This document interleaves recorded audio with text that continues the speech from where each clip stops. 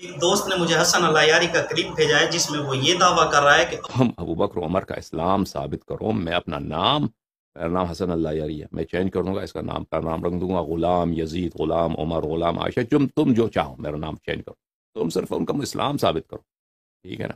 یا اہل بیت طاہرین علیہم الصلوۃ والسلام کی امامت کے دلائل کا تم ابطال کرو، ہم دلیل پیش کریں گے، آپ ابطال کریں قرآن سے، سنت سے۔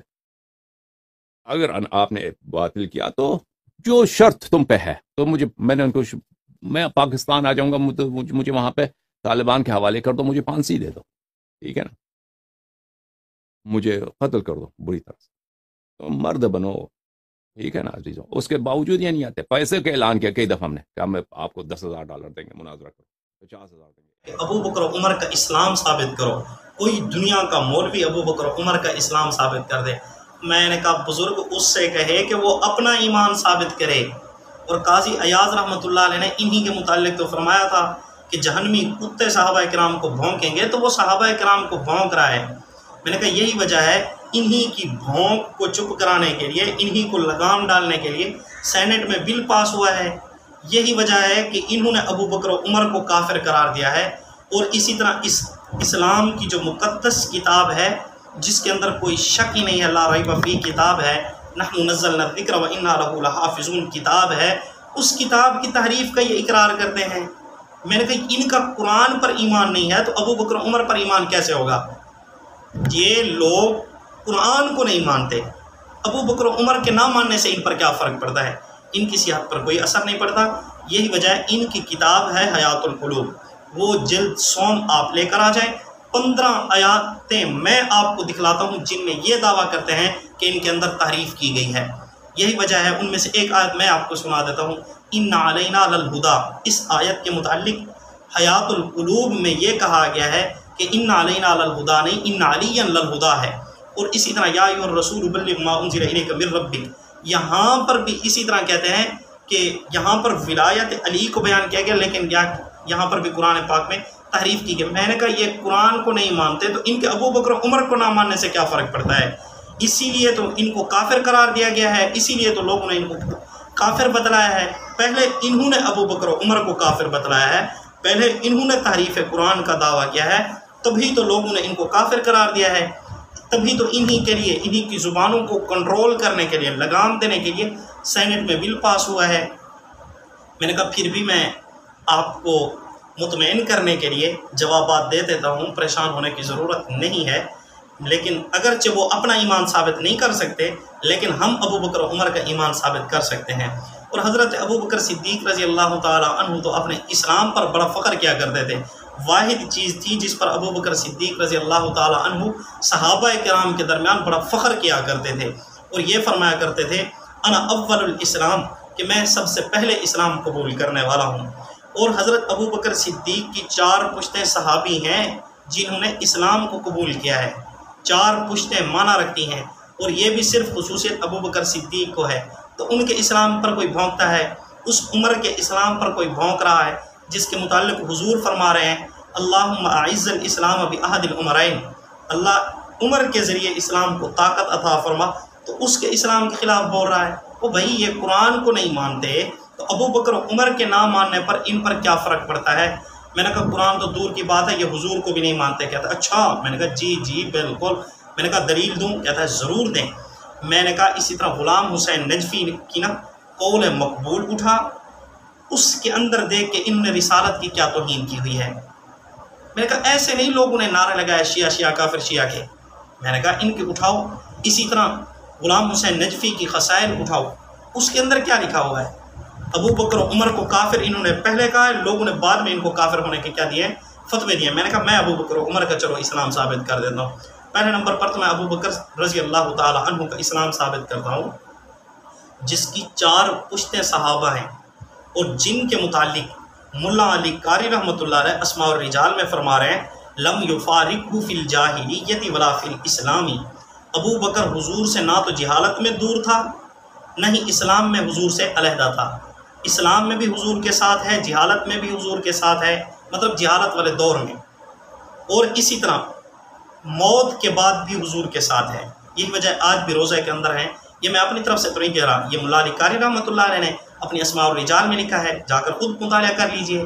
اور اسی طرح میں نے کہا اٹھاؤ خصائص کبریٰ امام سیوطی رحمۃ اللہ علیہ کی جلد 4، اس کے اندر امام سیوطی رحمۃ اللہ علیہ کیا فرماتے ہیں؟ اس میں فرماتے ہیں کہ ابو بکر صدیق نے ایک خواب دیکھا تھا ملک شام میں، جس کی تعبیر اس وقت کے راہب نے بتلائی کہ آپ انت تکون وزیرہ فی حیاتہ و خلیفتہ بعد وفاتہ، ایک نبی وادی بطحا میں آئے گا، اس کے زندگی میں آپ وزیر ہوں گے، اس کی وفات کے بعد آپ اس کے خلیفہ ہوں گے۔ حضرت ابو بکر صدیق رضی اللہ تعالی عنہ نے اپنا خواب یہ کسی سے بیان نہیں کیا۔ یہ خصائص کبریٰ میں امام سیوطی رحمۃ اللہ علیہ فرما رہے ہیں۔ پھر فرماتے ہیں کہ حضور اکرم صلی اللہ علیہ وآلہ وسلم نے فرمایا ابو بکر اسلام لے آؤ۔ حضرت ابو بکر نے فرمایا مت دلیل والا ما تدعی یا رسول اللہ، حضور آپ کے پاس دلیل کیا ہے آپ کے دعوے کی؟ تو حضور اکرم صلی اللہ علیہ وسلم نے کیا فرمایا؟ حضور نے فرمایا الدلیل علی ما ادعی علی رؤیاک التی رأیتها بالشام، وہ جو ملک شام میں آپ نے خواب دیکھا تھا وہی خواب میرے دعوے کی دلیل ہے۔ تو حضرت ابو بکر صدیق رضی اللہ تعالی عنہ آگے بڑھے، قبل بین عینیہ، تو حضور صلی اللہ علیہ وآلہ وسلم کی دونوں آنکھوں کے درمیان پیشانی مبارک پر صدیق اکبر نے بوسہ دیا اور فرمایا لا الہ الا اللہ محمد رسول اللہ واشہد انک محمد عبدہ رسولہ، میں گواہی دیتا ہوں واقعی آپ اللہ کے سچے رسول ہیں۔ اب یہ بکواس کرتے ہیں کہ ابو بکر مسلمان نہیں ہے۔ میں نے کہا چل آ جا تھوڑا میں تجھے تیری کتابوں میں حوالے دوں۔ میں نے کہا نہج البلاغہ کی 5 جلدیں ہیں، میں نے کہا ذرا نہج البلاغہ اٹھا اور پڑھ بھی لے، اپنی کتابیں پڑھتے نہیں ہیں اندھے، اور پھر کیا ہے ایسے ہی بکواسات کرنا شروع کر دیتے ہیں۔ یہ مشہور ہونے کے لیے اور اسی طرح ویوز حاصل کرنے کے لیے اور اسی طرح مسلمانوں کے جذبات کو مجروح کرنے کے لیے، مسلمانوں کے جذبات کو ابھارنے کے لیے اس طرح کی یہ خبیث حرکتیں کرتے ہیں۔ پھر یہ کہتے ہیں دیکھیں جی یہ تو کہتے ہیں شیعہ شیعہ کافر شیعہ، حالانکہ یہ بکواسات خود کرتے ہیں۔ سینٹ میں جو بل پاس ہوا ہے اس میں بھی یہی وجہ ہے کہ ایک طرف توہین صحابہ کا آپشن ہے، دوسری طرف توہین اہل بیت کا آپشن ہے، اس کے باوجود یہ واویلا مچا رہے ہیں۔ تو اس سے معلوم ہوتا ہے یہ باز آنے والے نہیں ہیں، یہ فسادی لوگ ہیں، وگرنہ یہ تو فارمولہ ہے امن کا۔ ان کو چاہیے تھا کہ اس بل کی سپورٹ کرتے، یہ بل کی سپورٹ نہیں کر رہے بلکہ نامنظوری کے دعوے کر رہے ہیں۔ تو اس سے معلوم ہوتا ہے یہ صحابہ کرام پر بکواسات کرنے سے باز نہیں آنا چاہتے۔ حالانکہ ایک عام مسلمان کو ہم گالی نہیں دے سکتے۔ حضور نے فرمایا سباب المسلم فسوق، مسلمان کو گالی دینا گناہ ہے۔ اور اللہ پاک فرماتے ہیں بتوں کو گالی نہ دو، جن کے پاس جا کر انسان جھکتے ہیں، شرک ہوتا ہے، ان کو بھی لا تسبوا الذین یدعون من دون اللہ، گالی نہ دو۔ لیکن یہ ابی ابن خلف کو گالی نہیں دیتے، ابو جہل کو گالی نہیں دیتے، جو اسی طرح رأس المنافقین ہے عبداللہ ابن ابی، اس کو گالی نہیں دیتے، جو وہ شیخین جو مسلمان ہیں جن کے متعلق فرمایا گیا ابو بکر عمر سیدہ قبول اہل الجنہ، جس طرح فرمایا حسن حسین سیدہ شباب اہل الجنہ، اسی طرح فرمایا گیا ابو بکر عمر سیدہ قبول اہل الجنہ۔ ان کو یہ کیا کرتے ہیں؟ گالیاں دیتے ہیں۔ ابو جہل کو یہ گالی نہیں دیتے، اور اللہ پاک فرما رہے ہیں بتوں کو گالی نہ دو، لیکن یہ خبیث صحابہ اکرام کو گالی دیتے ہیں۔ تو پھر ان کو لوگ کیا کریں؟ شاباش دیں، ان کو کافر نہ کہیں تو مسلمان ان کو کیا کہیں؟ میں نے کہا چل ٹھیک ہے تھوڑا آگے بڑھتے ہیں۔ آپ اپنے مسلک کی مجمع البیان فی تفسیر القرآن اٹھا اور اس کی سورت لیل کی آیت اٹھا الذی یؤتی مالہ یتزکیٰ، اس سے کون مراد ہے یہ فیصلہ جا کر تو خود کرا لے۔ اور اسی طرح والذی جاء بالصدق وصدق بہ اولئک هم المتقون، یہ آیت نکال، مجمع البحرین کی 10 جلدوں پر مشتمل ہے۔ پورا قرآن فرول ورقے الٹ پلٹ شاید تجھے کچھ مل جائے، ہاں تو صرف کیا ہے اختلافی باتیں اور جھوٹی باتیں تو لوگوں کے سامنے سناتا ہے، یہ کیوں نہیں بتلاتا؟ اس میں کیا بیان کیا گیا ہے؟ اس میں بتلایا گیا ہے، نہج البلاغہ کے اندر بتلایا گیا ہے ان اول من اسلم بعد خدیجہ ابو بکر، کہ حضرت خدیجہ رضی اللہ تعالی عنہا کے بعد سب سے پہلے اسلام قبول کرنے والے ابو بکر ہیں۔ یہ نہج البلاغہ انہی کی کتاب ہے، ہماری تو نہیں ہے۔ ملا باقر مجلسی انہی کا 11ویں صدی کا مجتہد ہے، ہمارا نہیں ہے۔ وہ لکھ رہا ہے کہ کیا ہے خدیجہ کے بعد سب سے پہلے ابو بکر نے اسلام کو قبول کیا ہے، اور ہماری کتب کے اندر جو بات ملتی ہے وہ یہ ملتی ہے ان اول من اسلم رجل من الاحرار فهو عبداللہ ابن عثمان، یعنی ابو قحافہ، کہ آزاد مردوں میں سے سب سے پہلے اسلام قبول کرنے والے حضرت عبداللہ بن عثمان، مطلب حضرت ابو بکر صدیق بن ابو قحافہ رضی اللہ تعالی عنہ ہیں، جنہوں نے اسلام کو قبول کیا ہے۔